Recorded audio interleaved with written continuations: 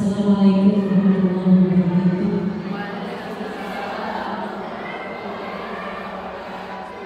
Alhamdulillah, alhamdulillah, wassalatu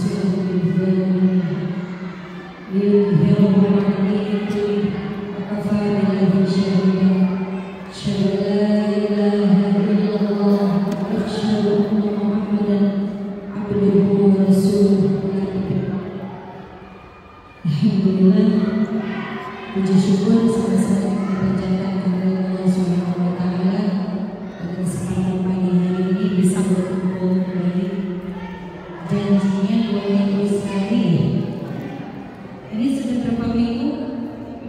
3. Mohon dimaafkan ya, waktunya masih diatur-atur. Mudah-mudahan ke depan bisa 2 minggu sekali.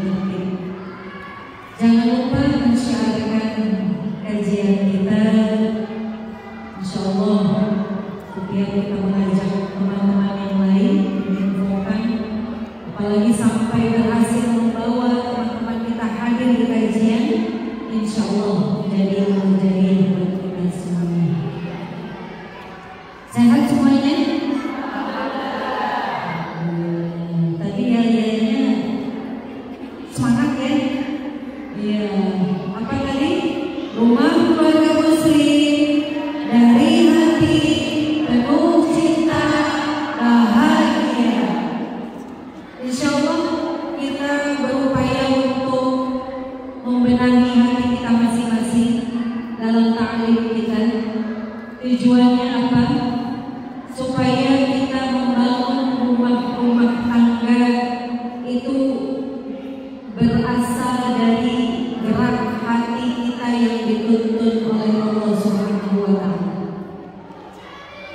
Kalau hati yang sudah dibenahi, insya Allah seluruh jasad kita akan melakukan langkah terbaik. Rasulullah SAW bersabda, fil jasadikumullah, dalam tubuh kita itu ada segumpal darah. Idza saluhat jasad kullu, wa idza fasadat jasad kullu. Ala wa hiya al-qalb. Rasulullah menyampaikan di dalam hati kita ini ada segumpal darah. Kalau dia baik, maka akan baik pula seluruh jasad kita. Tetapi kalau dia buruk, maka akan buruk seluruh jasad kita. Dan dia adalah hati. Hati kita kalau lagi eling, kalau lagi solihah, bagaimana sikapnya?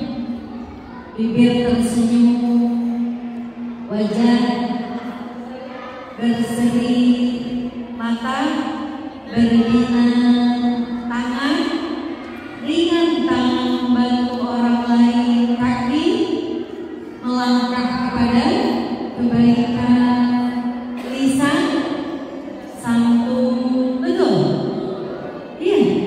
Itu kalau hati kita lagi sholihah, lagi eling, lagi dibimbing oleh Allah Subhanahu wa Ta'ala, karena kita mau dibimbing dan kita sudah berusaha untuk menata hati. Tapi kalau hati lagi gak benar, kalau hati lagi gak benar, lagi banyak aral, lagi lupa bersyukur, lagi sombong, lagi apa lagi? Lagi julid, mempengaruhi seluruh anggota tubuh kita. Bibir manyun, terus mata melotot, nafas tersengal-sengal, ya. Lidah kasar. Maka Rasulullah mengatakan senter dari sikap kita, amal soleh kita adalah hati. Maka PR buat kita sebagai seorang ibu,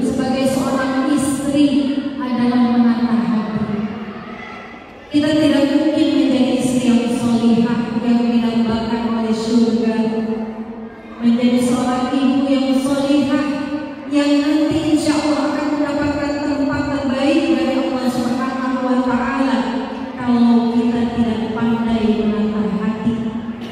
Kalau hati seorang ibu, hati seorang istri tidak pandai bersyukur kepada Allah Subhanahu wa Ta'ala, sebanyak apapun rezeki yang Allah berikan kepada kita, pasti kita tetap merasa kurang. Maka kita akan mencari di tempat lain kekurangan itu dengan cara apa? Alhamdulillah. Bahkan banyak perempuan-perempuan yang kemudian mencari pil, pilihan, idaman lain. Kenapa? Karena dia merasa suaminya tidak mampu memenuhi kebutuhan hidupnya. Padahal cukup atau tidaknya harta yang diberikan oleh suami kita bukan tergantung dari banyak sedikitnya, betul, tetapi tergantung dari apakah hati kita seluas samudra atau sesempit cawan. Semuanya tergantung pada hati. Bagi kita yang merasa masih banyak kekurangan sebagai seorang ibu dan istri, mari fokus benahi hati. Karena itu tadi Umar ini membimbing kita untuk memulai belajar kita ini dengan doa. Tanpa doa kita tidak mungkin mampu mengarahkan hati kita menjadi hati yang sholat, hati yang bersih, hati yang selamat. Udah hadir si hadir di sini, tetapi hatinya tidak digiring untuk mau menerima ilmu, maka tidak mungkin. Meskipun Bunda tiap 2 minggu hadir di sini atau bahkan ikut kajian-kajian lain, tetapi kalau kita tidak mengharapkan hidayah itu datang kepada hati kita, maka tidak mungkin kita mampu mensoluhkan hati kita semua. Tadi itu bismillah kita berdoa kepada Allah. Ketika tadi kita berdoa, mintakan sepenuh-penuhnya hidayah kepada Allah. Rabbi zidni ilman, ya Allah, tambahkanlah kepadaku ilmu. Warzuqni fahman, berikanlah ya Allah kefahaman di dalam hatiku atas ilmu tersebut. Wazidni huda, ini yang terpenting, mintalah tambahan petunjuk hidayah dari Allah Subhanahu wa Ta'ala. Pun hadir di kajian kita dengan sepenuh hati, sepenuh jiwa. Harapannya mudah-mudahan kita berada di sini sebagai langkah awal kita untuk memperbaiki hati kita. Sila Ibu, semuanya tidak ada yang main handphone dulu kecuali untuk mereka. Ini adalah salah satu adab dalam menuntut ilmu. Semuanya fokus karena yang akan kita bahas adalah ilmu Allah Subhanahu wa Ta'ala. Maka kewajiban kita adalah mentaklimkan, mengagungkan ilmu, bukan mengagungkan pembicaranya, tapi mengagungkan ilmu. Kalau kita sudah taklim terhadap ilmu, maka insya Allah akan barokah ilmu yang akan kita dapatkan, insya Allah. Siapa yang mengajarkan anaknya membaca Al-Fatihah sendiri dari kecil? 1, 2, 3, 4, 5, 6, 7, 8, 9, 10, 11, 12, 13, 14, 15, 16, 17, 18, 19, 20, 16, Masya Allah. Para ulama menyampaikan, janganlah anak-anak kita mampu membaca Al-Fatihah kecuali kita sendiri yang mengajarkan. Kenapa bukan? Karena Al-Fatihah adalah salah satu surat yang nanti akan paling sering dibacakan oleh anak-anak kita. Paling sering. Bayangkan kita sendiri setiap hari berapa kali membaca Al-Fatihah? Minimal berapa? Berapa? Sebanyak rakaat sholat wajib minimal berapa tuh tambahin? Berapa? Ayo kita hitung. Berapa? 4 zuhur, 4 asar, 4 isya, yang 4 12 tambah 3 maghrib, 15 tambah 2 subuh, 7. Minimal 17 kali suratul Fatihah itu dibacakan. Maka bagi siapa yang mengajarkan surat tersebut kepada anak-anaknya, baik gurunya maupun kita orang tuanya, insya Allah setiap dibacakan suratul Fatihah maka akan mengalirlah pahala jariah. Pun kita gak baca, tapi dibacakan semua anak-anak kita. Setiap anak-anak kita membaca suratul Fatihah, setiap itu mengalirlah kepada kita pahala-pahalanya. Masya Allah. Apalagi kepada para guru, luar biasa. Makanya guru itu adalah pahlawan tanpa jasa. Meskipun gajinya tidak sesuai dengan apa yang beliau berikan kepada anak-anak kita, tetapi insya Allah beliau akan diberikan pahala terbaik oleh Allah Subhanahu wa Ta'ala. Amin ya Rabbal Alamin. Terkait dengan suratul Fatihah, sesuai dengan tema kita pada kali ini, kita akan mempelajari muatan pendidikan dalam suratul Fatihah. Kenapa suratul Fatihah ini penting dibaca berulang-ulang? As-sab'ul mathani, 7 ayat yang dibaca berulang-ulang, diperintahkan oleh Allah suratul Fatihah. Kenapa suratul Fatihah? Kenapa yang lainnya boleh bergantian membaca surat apapun? Kenapa harus suratul Fatihah yang dibaca berulang-ulang? Karena ternyata kandungan dari suratul Fatihah itu luar biasa untuk mendidik diri kita, juga untuk mendidik anak-anak kita. Kita lihat kandungan suratul Fatihah. Bismillahirrahmanirrahim. Sama ya, insyaallah kita selesai pada pukul 9:30 ya, 1 jam cukup insyaallah. Baik, udah semuanya. Suratul Fatihah dimulai dengan bacaan apa? Basmalah. Bismillahirrahmanirrahim.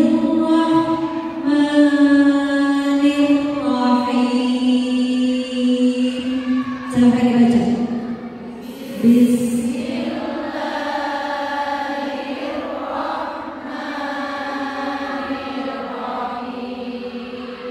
Sekalian memperkenalkan tahsin sedikit demi sedikit. Barangkali bunda yang belum tahsin nanti tertarik untuk ikut tahsin. Dan salah satu kegiatan kita adalah tahsinul Quran, memperbaiki bacaan Al-Quran. Kita perbaiki basmalah kita. Kalau kita bacaannya baik, insya Allah sholatnya diterima. Tapi kalau Fatihah saja bacaannya kurang pas, kurang baik, kurang sesuai kaidah, maka kualitas dari seluruh sholat kita akan dipertaruhkan. Ya, kita baca. Bismillahi, Fatihah besar ya, silakan.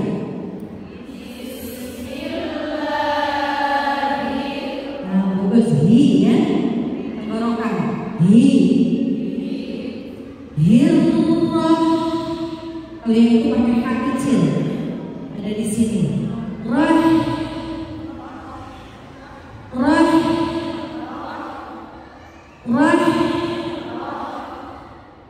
Bagi yang baru belajar membaca H itu kayak gampang, padahal susah.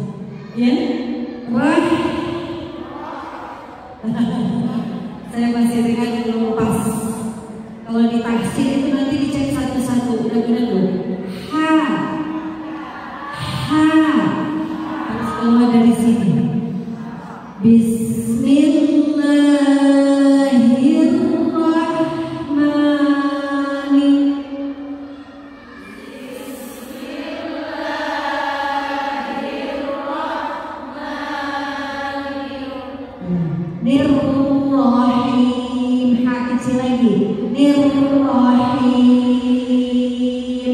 Silakan.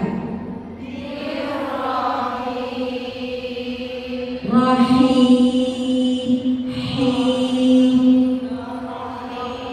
Lagi. Rahim. Masih terdengar belum pasang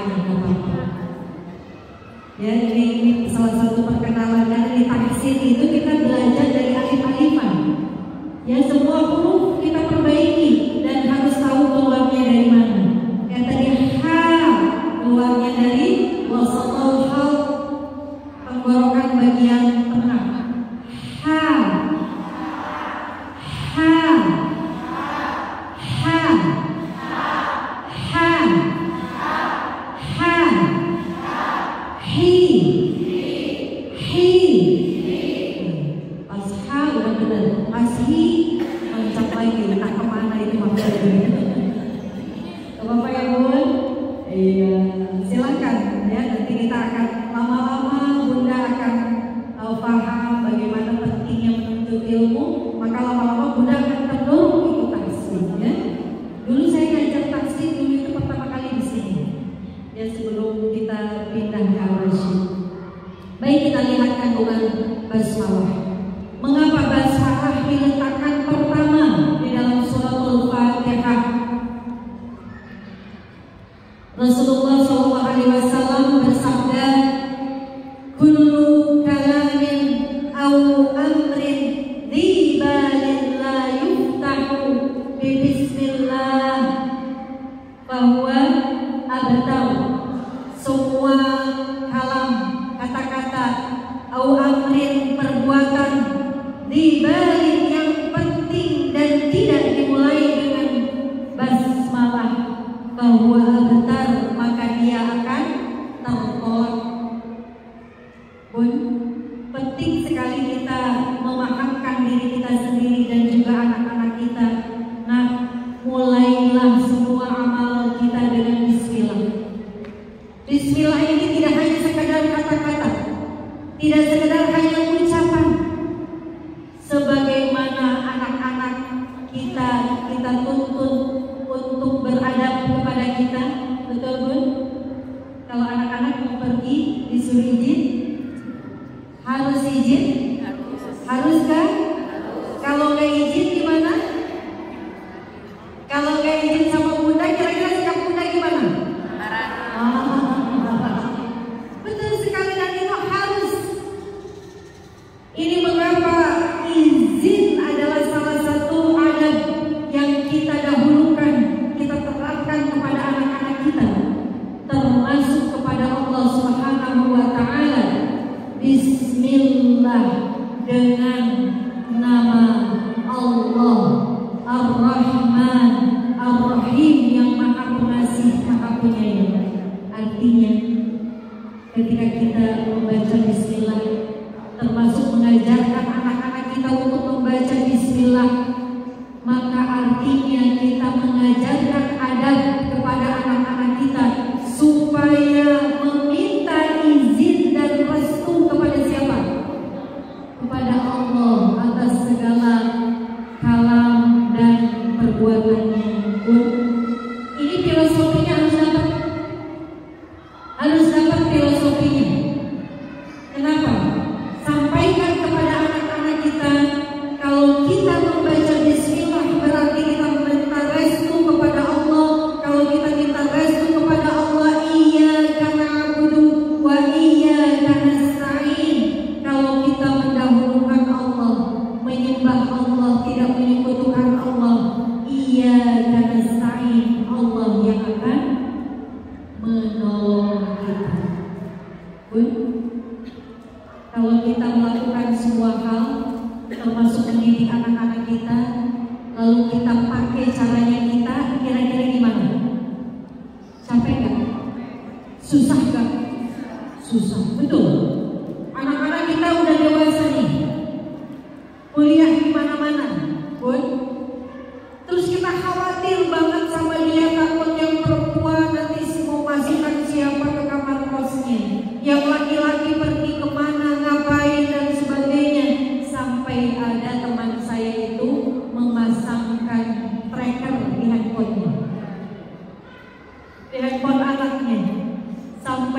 dia tahu anaknya itu sekarang lagi di mana, lagi ngapain, karena bisa di zoom dan dia bisa lihat suasana orang-orang di sekitarnya. Luar biasa teknologi.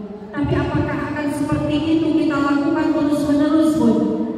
Kira-kira bagaimana rasanya kalau kita mendidik anak-anak kita dengan cara yang manusia?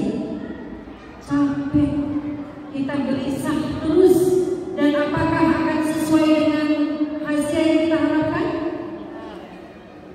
Tidak. Karena kita mendidik anak-anak kita dengan kekuatan kita, padahal kita adalah manusia-manusia yang lemah, penuh dengan kekurangan. Bismillahirrahmanirrahim. Ini artinya, nak, mulailah semua amalmu sehari-hari dengan kita membacakan bismillah. Artinya ketika kita membacakan bismillah, kita minta restu kepada Allah, lalu Allah lah yang akan menolong, memudahkan semua urusan kita. Jadi kalau ke anak-anak itu tidak hanya ajarkan bacaannya, tetapi ajarkan maknanya. Tidak hanya artinya, tapi juga filosofinya. Kenapa sih harus baca bismillah? Termasuk kita.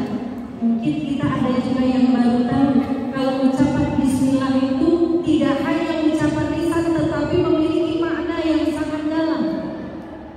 Artinya kita berserah diri kepada Allah. Kita melakukan semua amal atas nama Allah, memohon perlindungan Allah, memohon pertolongan Allah Subhanahu wa ta'ala. Bunda, dalam tadi surah Al-Fatihah juga iyyaka na'budu wa iyyaka nasta'in. Ini terkait ya, dari ayat pertama saya loncat dulu. Kenapa? Bismillah terkait tadi dengan iyyaka na'budu wa iyyaka nasta'in. Bahkan supaya kita mampu beribadah dengan sebenar-benarnya kepada Allah pun kita perlu pertolongan Allah. Udah, saya susah banget jadi istri yang taat kepada suami. Susah banget jadi istri yang lisannya terjaga kepada suami, yang hatinya tunduk kepada suami. Bagaimana caranya? Bun, ada yang sampai sekarang masih kesulitan menundukkan lisannya kepada suami.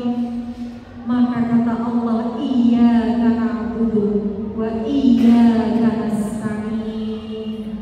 Mintalah pertolongan kepada Allah. Doa sekuat-kuatnya, ya Allah, aku belum bisa mampu menjadi seorang istri yang solihah, padahal menjadi istri yang solihah adalah pintu surgaku. Kata Allah, kalau kamu sholat terus saum di bulan Ramadan dan kamu menjadi seorang istri yang taat dan solihah, maka pilihlah pintu surga mana yang kamu ingin kamu masuk ke dalamnya. Coba, keutamaan seorang istri solihah. Kalau bapak yang solih harus memilih amalan unggulan mau masuk kemana. Tapi kalau seorang istri solihah, bahkan oleh Allah tawarkan boleh masuk lewat pintu manapun untuk masuk ke dalam surga. Coba Bu, jadi perempuan enak, enak sebenarnya. Allah berikan banyak kemudahan, mau masuk surga pun mudah. Intinya sholat jangan pernah ditinggalkan, puasa Ramadan, dan jadilah istri yang solihah. Masya Allah. Mau surga kan? Beneran? Komitmen kita belajar menjadi istri dan ibu yang solihah ya. Mudah-mudahan ke depan tiap ada kajian usahakan tetap hadir di sini. Bismillah. Kita sama-sama belajar. Bismillahirrahmanirrahim. Paham ya Bun? Ayat yang pertama. Kemudian ayat yang kedua apa? Alhamdulillahi Rabbil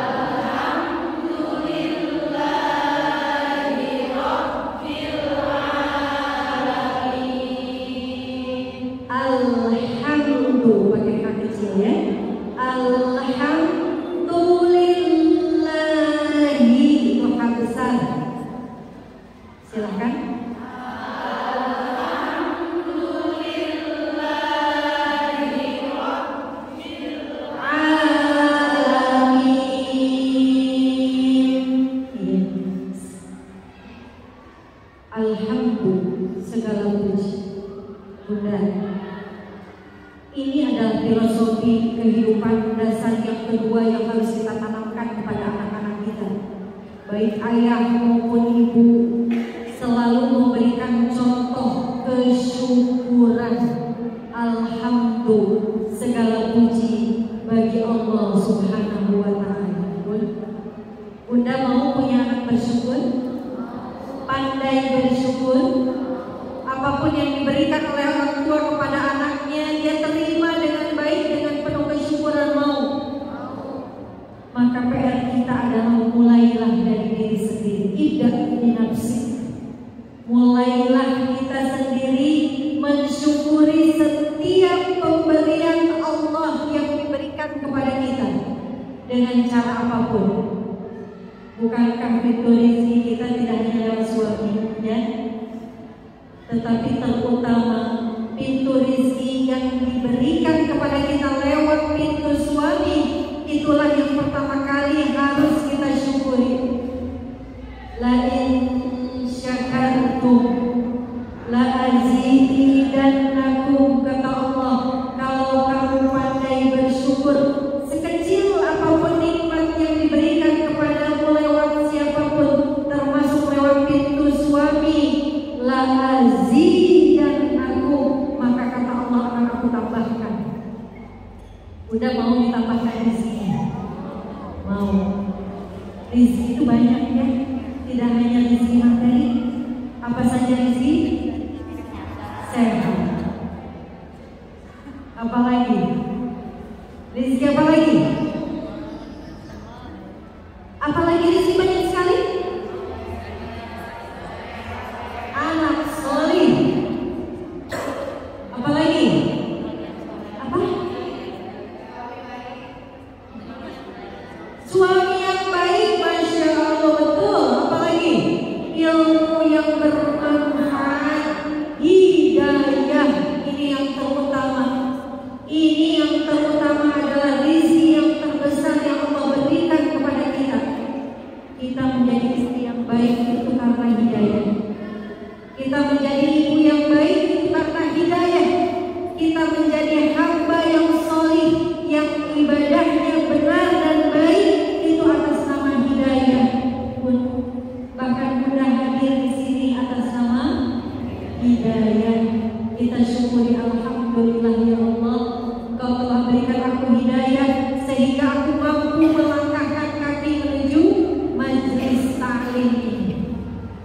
Alhamdulillahi rabbil alamin.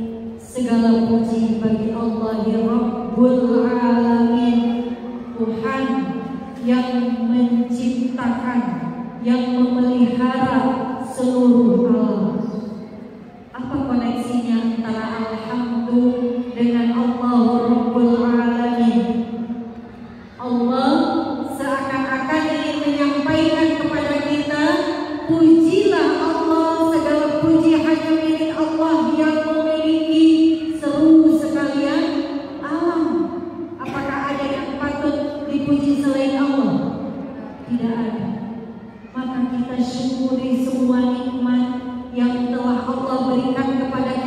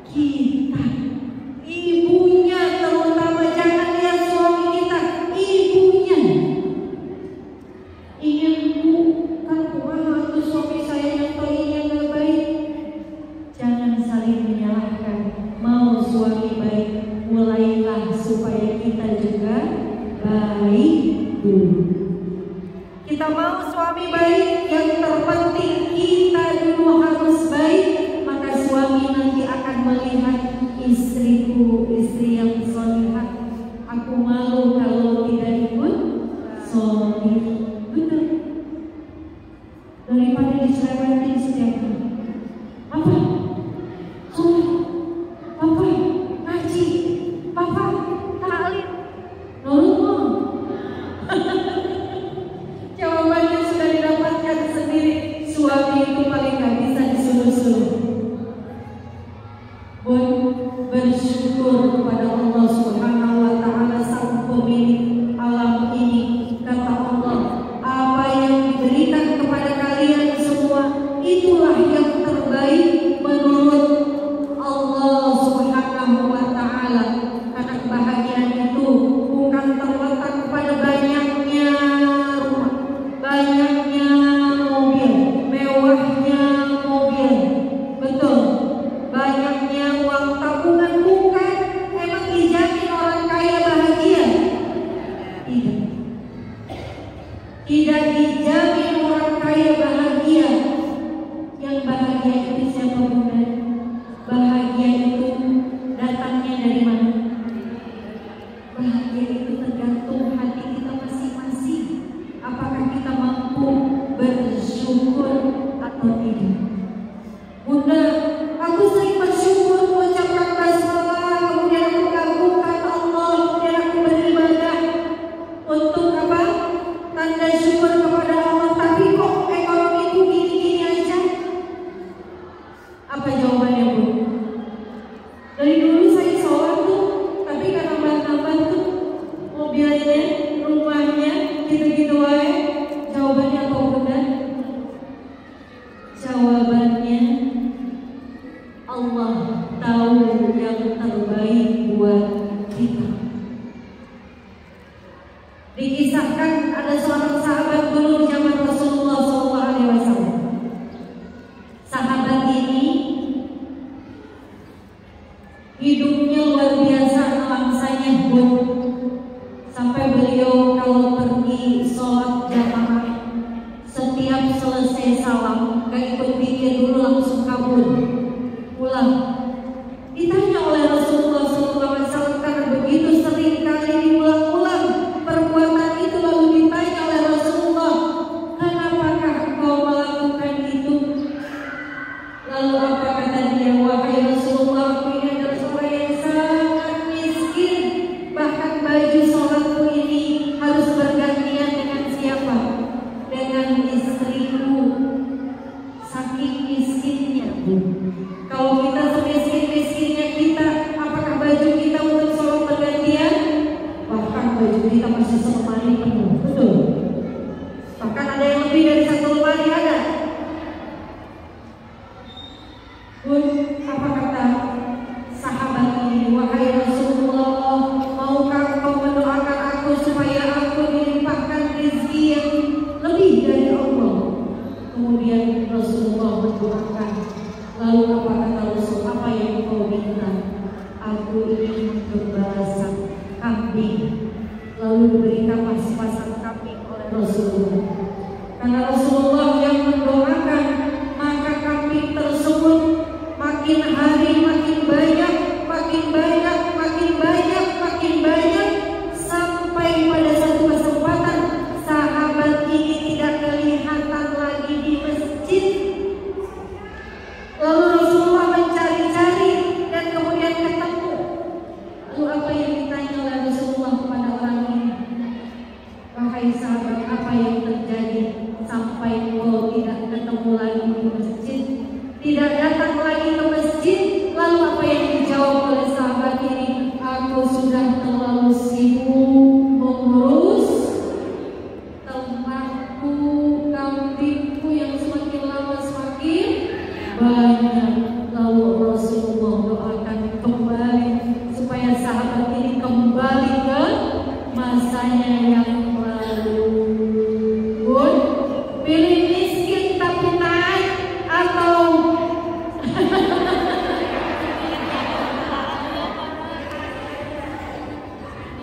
pilih miskin atau naik? Ada pilihan ketiga. Pilih miskin tapi taat atau berkecukupan kaya raya tetapi tidak taat kepada Allah. Gak ada pilihan ketiga.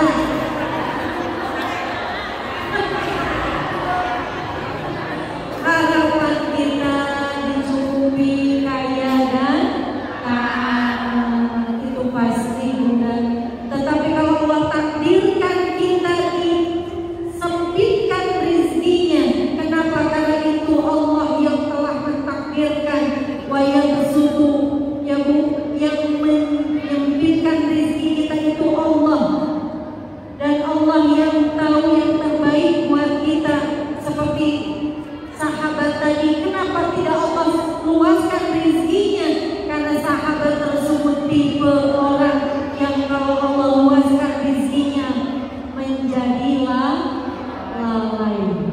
Pun mending miskin tapi taat kepada Allah. Meskipun miskin tapi penantiannya nanti yakin di akhirat sana akan mendapatkan tempat terbaik di sisi Allah Subhanahu wa taala. Bunda, dalam surah An-Nazi'at disampaikan bahwa nanti yaumil akhir kita bahkan tidak akan merasakan bahwa kehidupan kita di dunia ini hanya waktu yang begitu singkat. Illa asyiyatan aw duhaha. Kita nanti di akhirat nanti akan mengingat kehidupan kita di dunia ini hanya sepenggal kisah di waktu pagi dan sore saja. Sebentar, gak terasa sama sekali kalau dibandingkan dengan usia kita, hidup kita di akhirat. Pun hisabnya saja sampai ribuan tahun. Ribuan tahun waktu akhirat beda dengan ribuan tahun waktu dunia. Coba Bunda, saking payahnya, saking gelisahnya dan saking ketakutannya nanti kita di yaumul akhir, maka kita akan merasa bahwa kehidupan kita di dunia nanti hanya seperti sepenggal kisah di waktu pagi dan sore saja. Menyesal kita, mengapa dulu aku begini, mengapa dulu aku begitu. Hanya penyesalan-penyesalan yang nanti akan kita miliki di yaumil akhir, karena telah banyak menentang perintah Allah Subhanahu wa taala. Buat doa mohon Allah berikan hidayah yang terbaik kepada kita. Alhamdulillahi Rabbil Alamin. Senantiasa ucapkan itu dalam keseharian kita. Ketika Bunda wirid pun Alhamdulillah. Ingat semua rezeki yang telah Allah berikan kepada kita. Anak yang soleh, suami yang baik. Sementara di luar sana anak-anak banyak yang kena narkoba, anak kita soleh. Suami yang baik, di luar sana banyak suami yang KDRT, berselingkuh, mabuk-mabukan, judi, pinjol, judi online. Alhamdulillah min dzalik, suami alhamdulillah baik. Sebutkan semua nikmat yang Allah berikan ketika kita zikir itu penting. Alhamdulillah. Ingat apa lagi? Ingat alhamdulillah ya Allah punya rumah tempat bernaung di luar sana. Betapa banyak orang yang harus masih kontrak. Alhamdulillah. Sebut semua rezeki yang Allah berikan kepada kita. Wa in ta'uddu ni'matallahi la tuhsuha. Kalau kita menyebut-nyebut rezeki Allah itu, mata bisa melihat, lidah berbicara, tangan bisa menggenggam berapa banyak orang di luar sana yang stroke, mata tidak bisa melihat, bibir bisu. Kita alhamdulillah sehat walafiat. Wa in ta'uddu ni'matallahi la tuhsuha. Kalau kamu hitung-hitung nikmat yang telah Allah berikan kepada kita, niscaya tidak bisa terhitung. Syukur kita tanamkan pada hati kita sendiri, nanti kita tularkan kepada anak-anak kita. Nah, hari ini makan sama telurnya dibagi 4. Ibu 1, kamu 1 potong, ayah 1 potong. Syukuri ya nak, alhamdulillah hari ini kita masih bisa makan.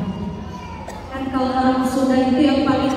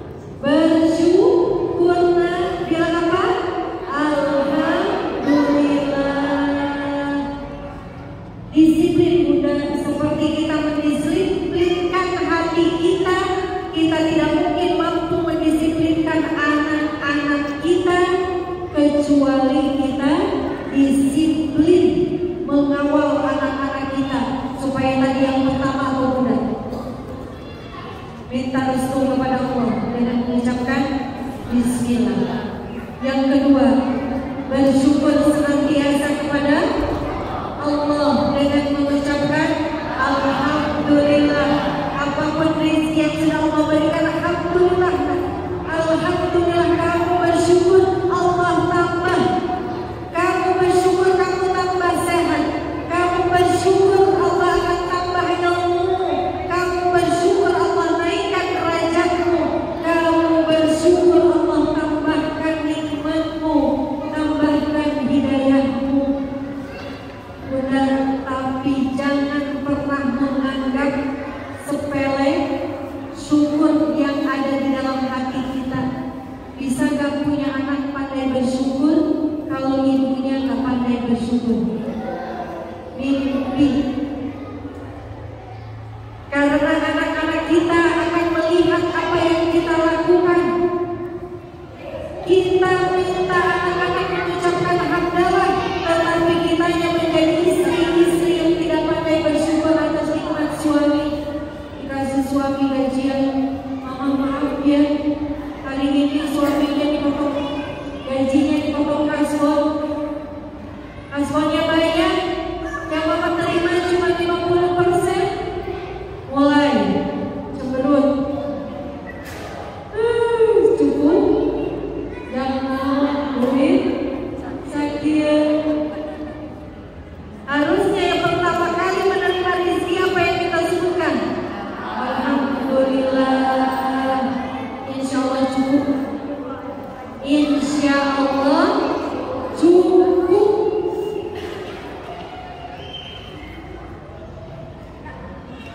Cukup kata kita. Insya Allah cukup menurut Allah Subhanahu wa Ta'ala.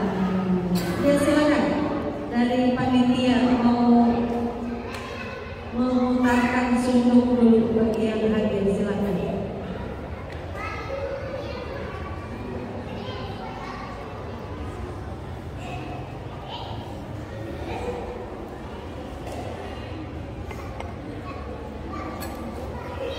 Suara